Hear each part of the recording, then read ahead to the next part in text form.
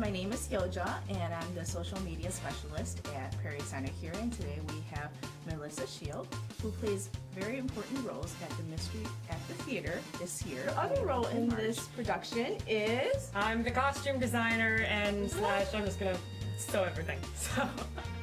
And you have a special rule when it comes to sewing. What is that? Yeah, MacGyver. MacGyver is my term. For those of you who are younger than myself or even at my age, MacGyver is a very famous TV show about a guy who could just kind of get out of any situation with random tchotchkes that are laying around. So, like for example, this costume here, I made for the summer show, and it was originally an 80s prom dress with this huge skirt.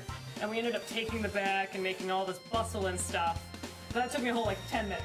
But it was just like taking something and making it something else. Because we have a lot of costume stock, but not exactly like Downton Abbey era. So we like to try and make things work as much as possible. So is this an evidence of MacGyver? Yes, it's all safety pins. There's no sewing. Yeah. And then it had like a feather piece in the back, which are actually masks that we tied to the back of the costume.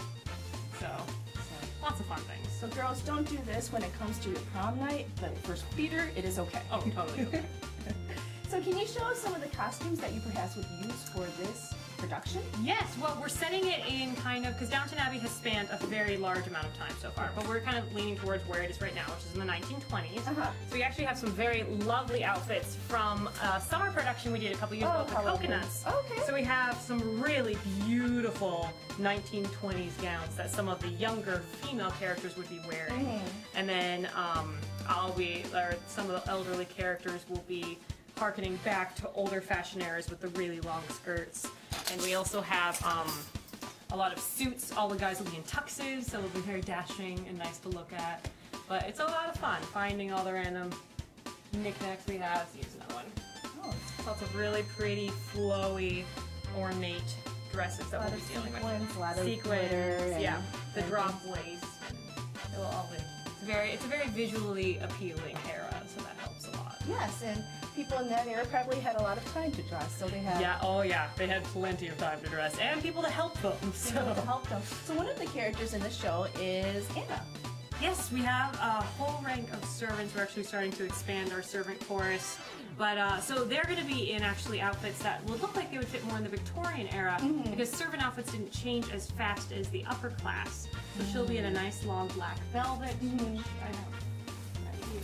So she'll be in a black velvet with, we'll be adding a white apron to this and doing a few other things. But so the clothes back then were very austere, wasn't it? It was covered from everything. Neck to feet. Very much neck to feet. Perhaps maybe one of the youngest of the daughters would start maybe showing a little bit of her ankle, but grandma, scandalous. no ankle for grandma.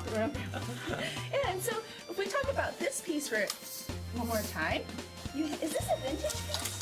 I think it is, because it's beautiful. It is and beautiful. It's very nicely done. I wasn't here when we did Coconuts, but I know that they found many beautiful items. Like the detail work on this is just impeccable.